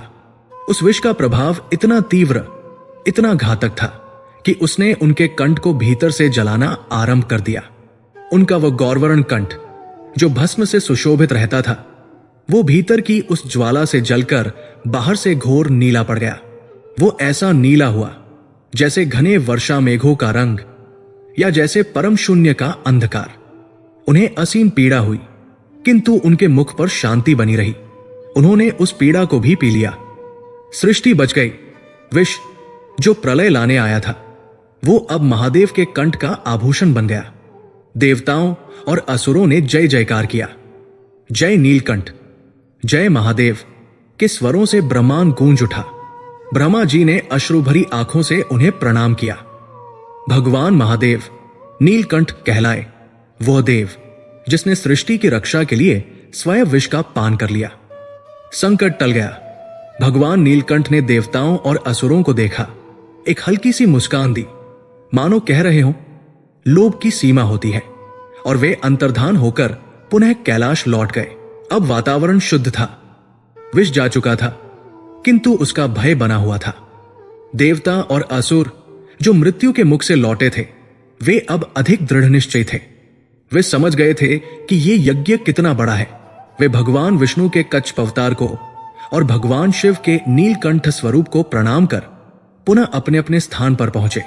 वासुकी, जिन्हें महादेव ने स्वयं अपने स्पर्श से पीड़ा मुक्त कर दिया था, वे भी पुनः पर्वत से लिपट गए। असुरों ने वासुकी का मस्तक थामा, देवताओं ने पूंछ। मंथन पुनः आरंभ हुआ, किंतु इस बार के मंथन में केवल लोभ नहीं था, उसमें श्रद्धा भी थी, भय भी था और एक नया संकल्प भी। इस बार जब मंदराचल घुमा तो सागर ने अपने वास्तविक रत्न देने आरंभ किए। जो विष उसने युगों से छिपा रखा था वो निकल चुका था। अब वो वरदान देने को उद्यत था। सबसे पहले उस मत्ते हुए क्षीर सागर से एक दिव्य गाय प्रकट हुई। वो श्वेत वर्ण की थी, उसके नेत्रों में वात्सल्य था और उसका स्वरूप इतना सौम्य था कि देवता और असुर अपना वैर भूलकर उसे देखने लगे। वो कामधेनु या सुरभि थी, ब्रह्मांड की वो आदिमाता जो किसी भी इच्छा की पूर्ति कर सकती थी। जैसे ही वो प्रकट हुई, महर्षियों ने जो इस महायज्ञ को देख रहे थे आगे बढ़कर कहा, ये गाय किसी राजा या दैत्य के योग्य नहीं है, ये हवि की जननी है। इसका घृत ही यज्ञों को पुनः आरंभ करेगा, जिससे देवताओं को उनका बल प्राप्त होगा। अतः ये यज्ञकर्ताओं अर्थात हम ऋषियों को प्राप्त होनी चाहिए। सबने इसे सहर्ष स्वीकार किया। मंथन चलता रहा। सागर में पुनः हलचल हुई और इस बार जल को चीरता हुआ एक सप्तमुखी 7 सिरों वाला श्वेत अश्व प्रकट हुआ। उसका नाम उच्चैःश्रवा था। वो वायु से भी तीव्र गति से उड़ सकता था। उसका तेज सूर्य के समान था। जैसे ही वो प्रकट हुआ, असुरराज बलि जो त्रिलोक के स्वामी थे, उन्होंने उस पर अपना अधिकार जताया। ये अश्व राजसी है और त्रिलोक का राजा मैं हूं, ये मेरा वाहन होगा। देवताओं के पास इसका विरोध करने का कोई कारण नहीं था। संधि की शर्तों के अनुसार यह बलि को प्राप्त हुआ। मंथन का वेग और बढ़ा। सागर की लहरों पर तैरता हुआ एक गजराज प्रकट हुआ, जिसका वर्ण ऐरावत की भांति धवल था, किंतु उसके 4 विशाल दांत थे। वो स्वयं ऐरावत था, जो दुर्वासा के श्राप के बाद सागर में ही विलीन हो गया था। उसे देखते ही इंद्र, जो अब तक श्रीहीन और वाहनहीन थे, उनकी आंखें चमक उठीं। ये उनका प्रिय वाहन था। उन्होंने बलि की ओर देखा। बलि, जो उच्चैःश्रवा को पाकर प्रसन्न थे, उन्होंने इंद्र को उनका हाथी लौटाने की स्वीकृति दे दी। ये देवताओं की पहली विजय थी। उन्हें उनका खोया हुआ ऐश्वर्य मिलना आरंभ हो गया था। सागर मत्ता रहा और अब सागर के गर्भ से एक ऐसी मणि प्रकट हुई जिसकी आभा से क्षीर सागर प्रकाशित हो उठा। उसका नाम कौस्तुभ मणि था। वो इतनी शुद्ध और दीप्तिमान थी कि उसकी तुलना किसी से नहीं की जा सकती थी। सबने उसे प्राप्त करना चाहा, किंतु वो मणि स्वयं ही उस कोलाहल से ऊपर उठी और तीव्र गति से उड़ती हुई सीधे भगवान विष्णु के वक्ष पर जा टिकी, जो इस संपूर्ण लीला के सूत्रधार थे। वो मणि उन्हीं की दिव्यता के योग्य थी। इसके पश्चात सागर ने और भी अद्भुत वस्तुएं दी। कल्पवृक्ष प्रकट हुआ, वो वृक्ष जिसके नीचे बैठकर कोई भी इच्छा की जा सकती थी। पारिजात वृक्ष प्रकट हुआ, जिसके पुष्पों की सुगंध वैकुंठ तक फैल गई और जो कभी मुरझाते नहीं थे। इन दोनों वृक्षों को देवताओं ने ले जाकर इंद्र के स्वर्ग अमरावती में पुनः स्थापित कर दिया, यद्यपि उस पर अभी असुरों का राज था। फिर रंभा, मेनका और अन्य अप्सराएं प्रकट हुई, दिव्य सौंदर्य की प्रतिमूर्तियां, जो न देवताओं की हुई न असुरों की। वे कला के समान त्रिलोक की संपत्ति बन गई। मंथन चलता रहा। रत्न बरस रहे थे। उच्चैःश्रवा असुरों को मिला, ऐरावत और कल्पवृक्ष देवताओं को, कामधेनु ऋषियों को मिली, कौस्तुभ मणि स्वयं नारायण को। देवताओं और असुरों में एक मौन प्रतिद्वंद्विता चल रही थी, किंतु वे रुक नहीं रहे थे। वे अब भी उस मुख्य वस्तु की प्रतीक्षा कर रहे थे जिसके लिए ये सब आरंभ हुआ था। सभी रत्न निकल रहे थे, किंतु 2 मुख्य वस्तुएं जिनके लिए ये सब हो रहा था, वे अभी तक प्रकट नहीं हुई थी। वो श्री, वो देवी लक्ष्मी जिनके अपमान से ये कथा आरंभ हुई थी, वे कहा थी? और वो अमृत जिसका लोभ देकर नारायण ने ये असंभव संधि करवाई थी, वो कहा था? मंथन को युग बीत रहे थे। क्या वे वास्तव में सागर में हैं, या हलाहल की अग्नि ने उन्हें सदा के लिए भस्म कर दिया था? असुरों का धैर्य अब टूटने लगा था। उन्हें लग रहा था कि उनके साथ छल हुआ है। देवताओं को उनके खोए रत्न वापस मिल रहे हैं, किंतु उन्हें जो ये घोर परिश्रम कर रहे हैं, उन्हें केवल एक अश्व मिला है। उनका संदेह गहराने लगा था और उनकी दृष्टि में लोभ के स्थान पर अब क्रोध भर रहा था। मंथन का वह महायज्ञ अब अपने चरम पर पहुंच चुका था। युगों की थकान, हलाहल का भय और रत्नों का क्षणिक उल्लास, इन सब अवस्थाओं से देवता और असुर गुजर चुके थे। भगवान नीलकंठ ने विष पीकर सृष्टि को बचा लिया था और समुद्र ने अपने गर्भ में छिपे रत्नों को उगलना आरंभ कर दिया था। कामधेनु, उच्चय ऐश्रवा, ऐरावत, कल्पवृक्ष, कौस्तुभ एक एक कर वरदान प्रकट हो रहे थे, किंतु ये वरदान, ये बंटवारा अब स्वयं एक नए असंतोष को जन्म दे रहा था। असुरों ने जो वासुकी के विश्वोद्गार से झुलस रहे थे, ये स्पष्ट रूप से अनुभव किया कि उनके साथ छल हो रहा है। उच्चय ऐश्रवा अश्व को छोड़कर लगभग प्रत्येक मूल्यवान रत्न किसी न किसी रूप में देवताओं के पक्ष में जा रहा था। ऐरावत इंद्र को मिल गया, कल्पवृक्ष स्वर्ग में पुनः स्थापित हो गया, कौस्तुभ मणि स्वयं उनके शत्रु विष्णु के वक्ष पर जा टिकी। असुरराज बलि के गुरु शुक्राचार्य, जिनकी एक दृष्टि भविष्य को पढ़ सकती थी, वे अपने राजा के कान में फुसफुसा रहे थे, देख रहे हो राजन, ये संधि नहीं, षड्यंत्र है। ये विष्णु की कूटनीति है, जिसका उद्देश्य केवल देवताओं को उनके खोए हुए ऐश्वर्य को लौटाना है। हमें अमृत के लोभ में फंसाकर हमारा उपयोग किया जा रहा है। अब भी समय है, इस छलावे से बाहर निकलो। बलि का धैर्य भी अब जवाब दे रहा था। उसका मुख क्रोध से तमतमा रहा था। उसने अपनी गदा को कसकर पकड़ लिया। वो मंथन को रोकने का आदेश देने ही वाला था। उसे श्री की कोई अभिलाषा नहीं बची थी। उसे अब केवल वो अमृत चाहिए था जिसके लिए उसने ये अपमानजनक संधि स्वीकार की थी। और तब ठीक उसी क्षण जब ब्रह्मांड का संतुलन एक बार फिर लोभ और क्रोध के द्वंद्व में फंसकर टूटने वाला था, वो क्षण आया, वो क्षण जिसके लिए यह संपूर्ण महाप्रलय आयोजित किया गया था। क्षीर सागर में एक अद्भुत हलचल हुई। वो घोर घर्षण जो अब तक मंदराचल के घूमने से हो रहा था, वो सहसा शांत हो गया। वो कोलाहल, वो चीत्कार, वो मथने की ध्वनि, सब एक दिव्य संगीत में परिवर्तित हो गई। सागर का जल जो अब तक मटमैला और फैनल हो चुका था, वो स्थिर होने लगा। और फिर वो धवल जल एक अलौकिक पिघले हुए स्वर्ण के समान आभा बिखेरने लगा। एक दिव्य सुगंध जो पारिजात या कल्पवृक्ष की सुगंध से भी परे थी, वो त्रिलोक में फैल गई। उस सुगंध मात्र से देवताओं और असुरों की युगों की थकान एक पल में लुप्त हो गई। उनकी झुलसी हुई त्वचा पुनः कांतिमय हो उठी। और फिर सागर के ठीक मध्य से, जहां मंदराचल घूम रहा था, एक प्रकाशपुंज फूटा। यह प्रकाश सूर्य का नहीं था। सूर्य तो स्वयं इस प्रकाश से प्रकाशित हो रहा था। ऐसा प्रतीत हुआ मानो सहस्र सूर्य एक साथ उदय हो गए हों, किंतु उनकी किरणों में ताप नहीं, केवल परम शीतल ऐश्वर्य था। उस असहनीय फिर भी मनोहर प्रकाश से सबकी आंखें चौंधिया गई। जब वह प्रकाश थोड़ा थमा तो देवताओं और असुरों ने वह देखा जिसे देखकर वे अपना अस्तित्व भूल गए। उस स्वर्ण रंजित सागर के मध्य में एक पूर्ण विकसित सहस्त्रदल कमल, 1000 पंखुड़ियों वाला कमल प्रकट हुआ। और उस कमल के आसन पर वे विराजमान थी, स्वयं देवी श्री, साक्षात महालक्ष्मी।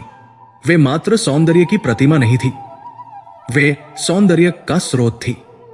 वे मात्र ऐश्वर्य की देवी नहीं थी, वे ऐश्वर्य की परिभाषा थी। उनका वर्ण तपाए हुए स्वर्ण के समान था। उनकी करुणा उनके कमलनयनों से निर्झर बह रही थी। दिव्य आभूषण उनके अंगों पर सुशोभित नहीं थे, वे आभूषण उन अंगों का स्पर्श पाकर स्वयं दिव्य हो रहे थे। उनके चतुर्भुज सृष्टि के चारों पुरुषार्थों, धर्म, अर्थ, काम, मोक्ष के प्रतीक थे और उनके हाथों में थी वो वरमाला जिसके पुष्प ब्रह्मांड के समस्त सौभाग्य को एक सूत्र में पिरोकर बनाए गए थे। उनके प्रकट होते ही ब्रह्मांड जो क्षण भर पहले श्रीहीन था वो पुनः श्रीयुक्त हो गया। सूखे हुए कल्प वृक्षों में एक साथ नवीन कोंपले फूट पड़ी। अमरावती के बुझे हुए मन स्तंभ पुनः दमक उठे और देवताओं के मुख पर जो श्राप के कारण तेजहीन हो गए थे वे सहसा अपने खोए हुए ओज को पाकर प्रदीप्त हो उठे। ये श्री का पुनर्जन्म था। ये उस अपमान का परिमार्जन था जो इंद्र ने दुर्वासा की माला को कुचल कर किया था। एक क्षण के लिए सब मौन हो गए, सब स्तब्ध थे और अगले ही क्षण वो मौन एक अकल्पनीय कोलाहल में बदल गया। देवता, असुर, गंधर्व, यक्ष, उस सभा में उपस्थित प्रत्येक प्राणी जो उस दिव्य सौंदर्य और ऐश्वर्य को देख रहा था वो उन्हें पाने के लिए लालायित हो उठा। वे सब अपना मूल उद्देश्य अमृत भूल गए। वे सब अपना वैरभाव भूल गए। अब उनके जीवन का केवल एक ही लक्ष्य था, श्री को प्राप्त करना। ये मेरी है, इंद्र ने अपने वज्र को उठाते हुए कहा। मैं देवराज हूं, स्वर्ग का ऐश्वर्य मुझ पर ही शोभा देता है। मूर्ख इंद्र, बलि का अट्टहास गूंजा। तुम वही हो जिसने इनका अपमान किया था। मैं त्रिलोक का वर्तमान स्वामी हूं। देवी, ये सिंहासन आपकी प्रतीक्षा कर रहा है। असुर महारथी अपनी गदाएं उठाकर उनकी ओर बढ़ने को उद्यत हुए। देवता अपने अस्त्र शस्त्र संभालकर मार्ग में खड़े हो गए। गंधर्वों ने अपने सबसे मधुर गीत गाने आरंभ कर दिए, ये सोचकर कि देवी संगीत से प्रसन्न होंगी। यक्षों ने अपने खजाने खोल दिए, ये सोचकर कि वे समृद्धि को समृद्धि का लोभ देंगे। हर कोई सोच रहा था कि समृद्धि की देवी ब्रह्मांड का ये परम ऐश्वर्य आज किसे चुनेंगी। ये मंथन के मध्य एक स्वयंवर का दृश्य बन गया। देवी लक्ष्मी जो कमल पर आसीन थी, उनके मुख पर एक शांत निर्लिप्त मुस्कान थी। उन्होंने अपनी दृष्टि दौड़ाई। उनकी दृष्टि सबसे पहले देवराज इंद्र पर पड़ी। वही इंद्र जो अपने ऐरावत पर मद में चूर थे। आज वे विनम्र थे, किंतु उनकी आंखों में अब भी अधिकार का भाव था, पश्चाताप का नहीं। वे श्री को अपनी सत्ता का एक अंग समझते थे, अपनी आत्मा का नहीं। देवी ने देख लिया कि इंद्र का अहंकार केवल दबा है, नष्ट नहीं हुआ है। उन्होंने अपनी दृष्टि फेर ली। फिर उनकी दृष्टि असुरराज बलि पर पड़ी। बलि जो महापराक्रमी थे, दानी थे और धर्म के ज्ञाता भी, किंतु वे असुर थे। उनकी प्रकृति में संतुलन नहीं, आधिपत्य था। वे श्री को प्राप्त करके उनका उपभोग करना चाहते थे, उनका संरक्षण नहीं। वे ऐश्वर्य को शक्ति विस्तार का माध्यम मानते थे, धर्म स्थापना का नहीं। देवी लक्ष्मी ने उस शक्तिशाली सम्राट को भी अनदेखा कर दिया। उनकी दृष्टि अन्य देवताओं पर पड़ी, अग्नि, वरुण, वायु। वे सभी सक्षम थे, किंतु वे केवल तत्व थे, व्यवस्था नहीं। उन्होंने महर्षियों को देखा जो तटस्थ भाव से ये सब देख रहे थे। वे तपस्वी थे, वैरागी थे। श्री जो स्वयं सृष्टि का राग है, वे वैराग्य के साथ कैसे रह सकती थी। देवी लक्ष्मी ने उन सभी को अनदेखा कर दिया जो उन्हें पाने के लिए लालायित थे, जो अपनी योग्यता का प्रदर्शन कर रहे थे, जो युद्ध के लिए उद्यत थे। उनकी दृष्टि उस कोलाहल से परे, उस प्रदर्शन से दूर, उस एक सत्ता को खोज रही थी जो इस समस्त आयोजन का केंद्र था, फिर भी इससे निर्लिप्त था। और तब उनकी दृष्टि केवल एक स्थान पर स्थिर हुई। वे उस पर स्थिर हुई जो इस स्वयंवर में एक प्रतिभागी बनकर खड़ा भी नहीं था। वे उस पर स्थिर हुई जो न ऐश्वर्य का प्रदर्शन कर रहा था, न शक्ति का। उनकी दृष्टि उस पर टिकी जो इस महायज्ञ में सबसे अधिक श्रम कर रहा था, जो बिना किसी श्रेय की कामना के इस पूरे आयोजन का भार अपने ऊपर उठाए हुए था। उनकी दृष्टि भगवान विष्णु पर स्थिर हुई। वो विष्णु जो इस पूरे मंथन के सूत्रधार थे, वो विष्णु जिन्होंने इस असंभव संधि को संभव बनाया था, और सबसे बढ़कर वो विष्णु जो इस समय भी क्षीर सागर की अतल गहराइयों में एक विशाल कच्छप का अवतार धारण किए उस महापर्वत मंदराचल का घोर घर्षण, उसका असीम भार अपनी पीठ पर सहन कर रहे थे। वो विष्णु जो इस यज्ञ के आधार थे। देवी श्री ने देखा कि जहां सब कुछ पाने के लिए लड़ रहे थे, वही केवल नारायण थे जो देने के लिए, रक्षा करने के लिए, संतुलन बनाए रखने के लिए ये अकल्पनीय पीड़ा सह रहे थे। उन्होंने देखा कि श्री का वास वही हो सकता है जहां अहंकार नहीं अपितु धर्म हो, जहां अधिकार भाव नहीं अपितु कर्तव्य भाव हो। देवी लक्ष्मी अपने कमलासन से उठीं। वह दिव्य माला उनके हाथों में सुशोभित थी। वो उस स्वर्ण रंजित सागर के जल पर ऐसे चलने लगी मानो कमल के पुष्प स्वयं उनके चरणों के नीचे बिछते जा रहे हों। देवताओं की श्वासें रुक गई, असुरों की गदाएं थम गई। इंद्र और बलि दोनों अपलक देखते रह गए। देवी लक्ष्मी उस समस्त कोलाहल को पार करती हुई उस स्थान पर पहुंची जहां भगवान नारायण इस लीला के रचयिता शांत भाव से खड़े थे, या उस कच्छप के ऊपर जहां नारायण अपनी दिव्य उपस्थिति में थे। वे जानती थी कि कच्छप और नारायण एक ही है। वे जानती थी कि वे अपने शाश्वत स्वामी के पास ही आई है। देवी लक्ष्मी ने आगे बढ़कर वो वरमाला, वो ब्रह्मांड के सौभाग्य की माला भगवान विष्णु के गले में डाल दी। जैसे ही माला ने भगवान के वक्ष का स्पर्श किया, एक दिव्य प्रकाश हुआ। दुंदुभी बज उठी। गंधर्वों ने स्वतः स्तुतिगान आरंभ कर दिया और अप्सराएं नृत्य करने लगी। ये केवल दो शरीरों का मिलन नहीं था, ये कोई साधारण विवाह नहीं था, ये समृद्धि का संतुलन से शाश्वत मिलन था। ये ऐश्वर्य का धर्म से पुनर्मिलन था। ये श्री का नारायण से शाश्वत विवाह था।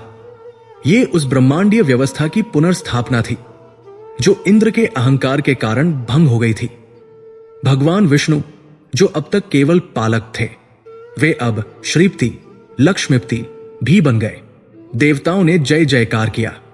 वे समझ गए कि उनकी माता श्री अपने पिता नारायण के पास लौट आई है।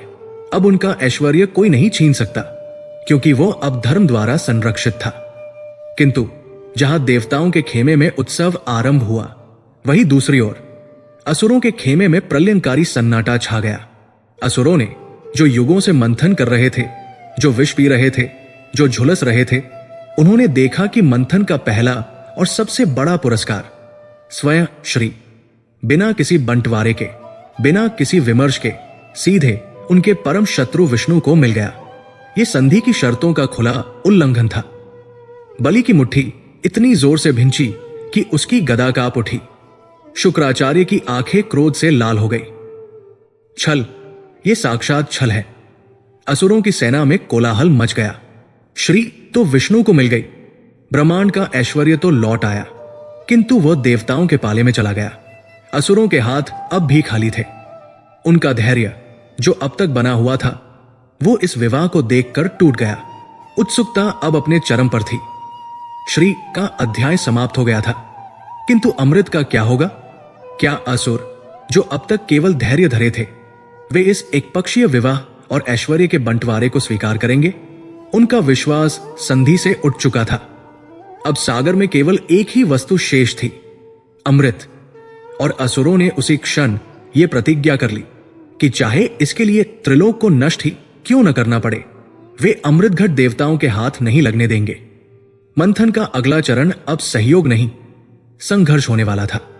जैसे ही लक्ष्मी ने विष्णु का वरण किया, वो क्षण मात्र एक विवाह नहीं था, वो ब्रह्मांड के विधान की पुनर्स्थापना थी। वह दिव्य वरमाला जो भगवान नारायण के कंठ में सुशोभित हुई, वो महर्षि दुर्वासा के श्राप का पूर्ण परिमार्जन थी। जिस श्री के तिरस्कार ने त्रिलोक को श्रीहीन किया था, उसी श्री ने आज धर्म का वरण करके ब्रह्मांड को पुनः श्रीयुक्त कर दिया था।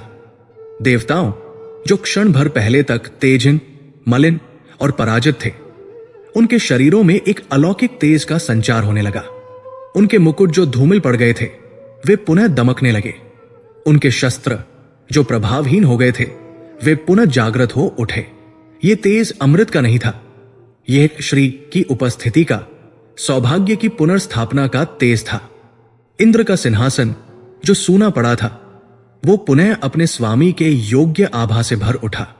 देवताओं के खेमे में उत्सव आरंभ हो गया। वे अपनी विजय का, अपनी माता श्री के पुनरागमन का जयघोष करने लगे। किंतु यदि एक पक्ष में उत्सव था, तो दूसरे पक्ष में प्रलयंकारी क्रोध। असुरों की सेना जो युगों से उस सागर को मथ रही थी, जो वासुकी के विश्वंकारों से झुलस रही थी, उन्होंने इस दृश्य को अविश्वास से देखा। उनके साथ घोर छल हुआ था। यह संधि की शर्तों का स्पष्ट उल्लंघन था। उन्हें अमृत का लोभ दिया गया था और अब मंथन का सबसे बड़ा पुरस्कार साक्षात श्री, बिना किसी विमर्श के, बिना किसी बंटवारे के, उनके शत्रु विष्णु को सौंप दिया गया था। बलि की भुजाएं फड़कने लगी। शुक्राचार्य ने अपनी मुट्ठियां भींच ली।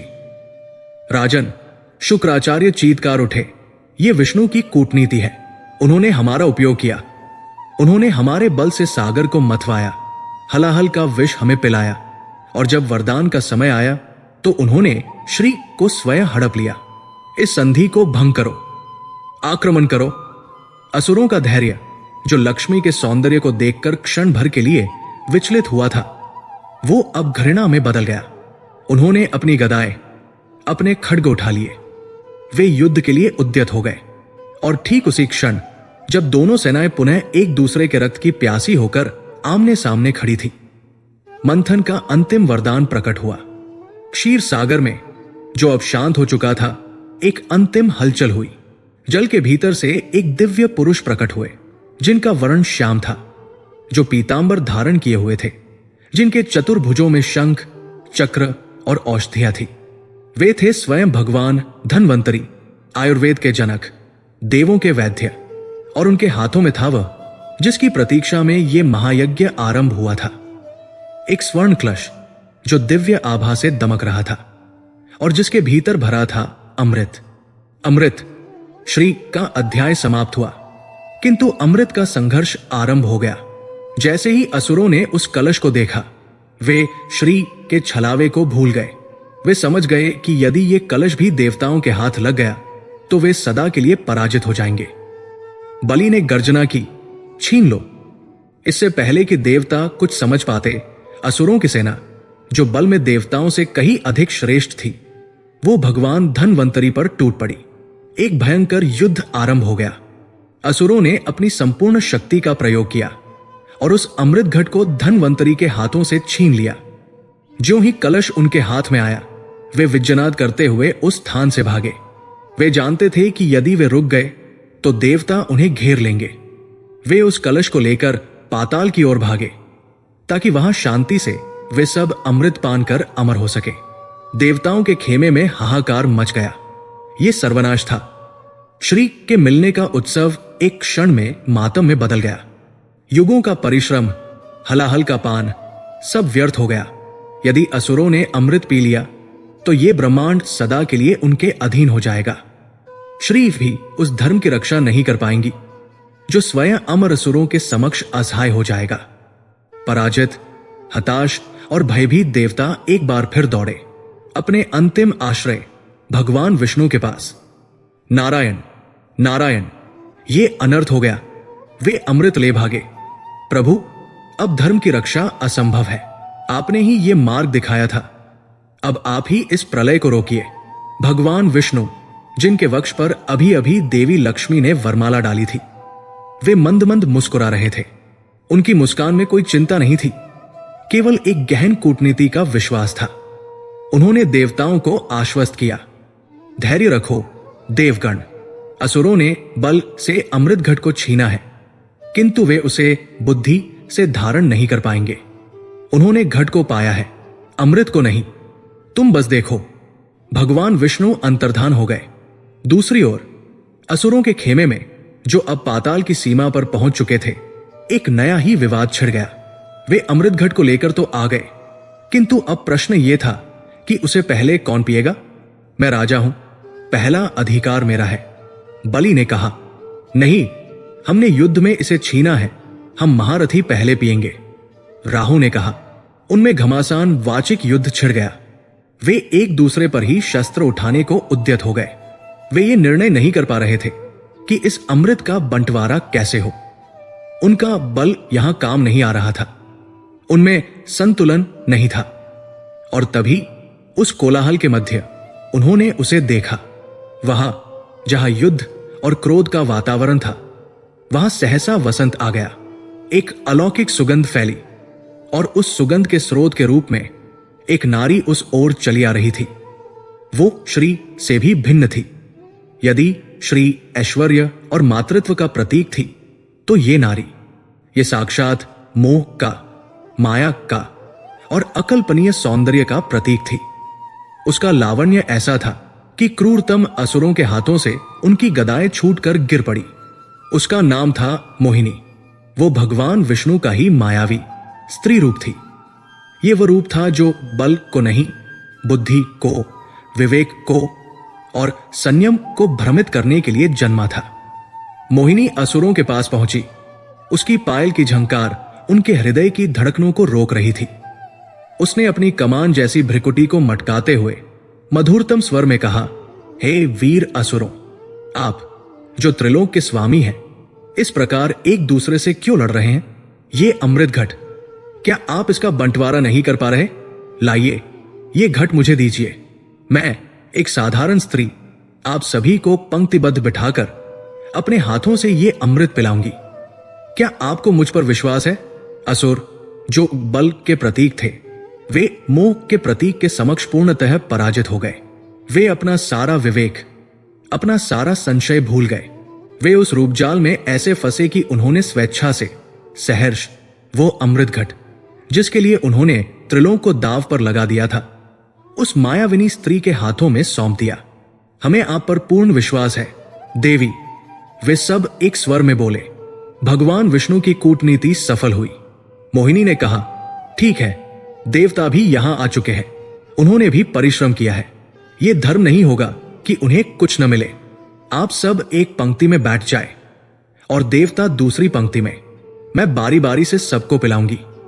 असुर, जो पूरी तरह मोहिनी के वश में थे, वे इस बात के लिए भी तैयार हो गए। वे एक पंक्ति में बैठ गए और देवता दूसरी पंक्ति में। मोहिनी ने कलश उठाया और फिर वो लीला आरंभ हुई। मोहिनी अपने कटाक्षों से, अपनी मुस्कान से, अपने नृत्यपूर्ण पगों से असुरों को भ्रमित करने लगी। वो कलश उठाती, देवताओं की पंक्ति में जाती और सहजता से एक देवता को अमृत पिला देती। फिर वो असुरों की पंक्ति के पास आती, उनसे मधुर वार्तालाप करती, उन्हें अपने सौंदर्य से मोहित करती और उन्हें यह विश्वास दिलाती कि अगला क्रम उन्हीं का है। असुर, जो उस सौंदर्य सुधा का पान कर रहे थे, वे ये भूल ही गए कि वास्तविक अमृत सुधा दूसरी पंक्ति में बंट रही है। एक एक करके मोहिनी ने सारा अमृत देवताओं को पिला दिया। वे सब अमर हो गए, किंतु एक असुर राहु इस छलावे को भाप गया। वो समझ गया कि यह कोई साधारण स्त्री नहीं, अपितु ये विष्णु की माया है। वो चुपके से अपना रूप बदलकर देवताओं की पंक्ति में सूर्य और चंद्रदेव के मध्य में जा बैठा। जैसे ही मोहिनी वहां पहुंची, उसने बिना पहचाने अमृत की कुछ बूंदें राहु के मुख में भी डाल दी। राहु ने अमृत पी लिया, किंतु इससे पहले कि अमृत उसके कंठ से नीचे उतरता, सूर्य और चंद्र ने उसे पहचान लिया और वे चीख उठे, प्रभु, ये असुर है। घट रिक्त हो चुका था। देवता अमर हो चुके थे। असुरों ने जब यह देखा, जब मोहिनी का भ्रम उन पर से टूटा, तो वे समझ गए कि उनके साथ इतिहास का सबसे बड़ा छल हुआ है। श्री भी गई और अमृत भी गया। क्रोध और हताशा में उन्होंने देवताओं पर अंतिम आत्मघाती आक्रमण कर दिया। किंतु अब इस युद्ध का परिणाम स्पष्ट था। एक ओर थे नश्वर असुर और दूसरी ओर थे श्री के तेज से युक्त और अमृत पीकर अमर हो चुके देवता। धर्म की पुनः स्थापना हुई। देवताओं ने असुरों को पराजित कर उन्हें खदेड़कर पुनः पाताल लोक भेज दिया। इंद्र को उनका अमरावती का सिंहासन वापस मिला। ब्रह्मांड का संतुलन, जो दुर्वासा के श्राप से बिगड़ा था, वो पुनः स्थापित हो गया। यहीं इस संपूर्ण कथा का वास्तविक रहस्य छिपा है। यह कथा मात्र देवताओं और असुरों के युद्ध की या अमृत प्राप्ति की नहीं है। यह कथा एक शाश्वत प्रश्न का उत्तर है। सुख, समृद्धि और सफलता अर्थात श्री मनुष्य के जीवन में कैसे आती है और कैसे टिकती है? रहस्य यह है, श्री अर्थात सुख और समृद्धि कभी भी अकेले बल असुर के पास नहीं टिकती। असुरों ने बल से स्वर्ग जीता, बल से अमृत घट छीना, किंतु वे उसे रख नहीं पाए। वे बल के प्रतीक थे, विवेक के नहीं। बल आपको वस्तुएं दिला सकता है, किंतु उन्हें भोगने का संतुलन नहीं दे सकता। श्री कभी भी अकेले अहंकार इंद्र के पास नहीं टिकती। इंद्र के पास त्रिलोक का ऐश्वर्य था, किंतु अहंकार था। उन्होंने समृद्धि के प्रतीक माला का अनादर किया और श्री उन्हें त्याग कर चली गई। अहंकार समृद्धि को पा तो सकता है, किंतु उसका सम्मान नहीं कर सकता, इसलिए वो उसे खो देता है। लक्ष्मी चंचला है, ये उनका स्वभाव नहीं है, ये उनकी शर्त है। वो वहां नहीं रुकती जहां केवल उनकी कामना की जाती है। असुर उनकी कामना कर रहे थे, इंद्र उनकी कामना कर रहे थे, किंतु कामना में अधिकार का भाव था, धर्म का नहीं। तो लक्ष्मी कहां निवास करती है? लक्ष्मी केवल वहीं स्थायी निवास करती है जहां नारायण विष्णु हो। और विष्णु किसके प्रतीक है? विष्णु प्रतीक है धर्म के, वे प्रतीक है कर्तव्य के, वे प्रतीक है सत्य के, और वे प्रतीक है संतुलन के। जब मंथन हो रहा था तब सब कुछ न कुछ पाने के लिए लड़ रहे थे। केवल नारायण थे जो कर्तव्य का निर्वाह कर रहे थे। वे कच्छप बनकर बिना किसी श्रेय की लालसा के उस महायज्ञ का, उस संतुलन का भार अपनी पीठ पर उठाए हुए थे। वे चाहते तो स्वयं ही अमृत पी सकते थे, किंतु उन्होंने धर्म की स्थापना के लिए कूटनीति का मार्ग चुना। उन्होंने मोहिनी का रूप धरकर यह सिद्ध किया कि बल को केवल विवेक और माया से ही संतुलित किया जा सकता है। सुख और समृद्धि का शाश्वत रहस्य धन का पीछा करना नहीं है। यदि आप लक्ष्मी का पीछा करेंगे तो वे आपसे दूर भागेंगी। रहस्य है नारायण को अपने भीतर जगाना। रहस्य है धर्म और कर्तव्य के मार्ग पर चलना। जब आप अपने जीवन में सत्य को स्थापित करते हैं, जब आप अपने प्रत्येक कर्म को अहंकार, इंद्र या बल, असुर से नहीं, अपितु कर्तव्य, नारायण की भावना से करते हैं, जब आप अपने जीवन में संतुलन ले आते हैं, तब आप स्वयं नारायण का स्वरूप बन जाते हैं। और जब आपका जीवन नारायणमय हो जाता है, तब श्री, सुख और समृद्धि को कहीं और जाने की आवश्यकता नहीं रहती। तब वे स्वयं ही वरमाला लिए आपके जीवन में आती है और स्थायी रूप से वास करने लगती है। भगवान विष्णु और देवी लक्ष्मी का विवाह इसी शाश्वत सत्य का प्रतीक है। धर्म की विजय, धर्मस्य जय का अर्थ केवल देवताओं की विजय नहीं है। उसका वास्तविक अर्थ है उस विधान की विजय जो कहता है जहां धर्म है वही श्री है, जहां कर्तव्य है वही ऐश्वर्य है, जहां नारायण है वही लक्ष्मी है।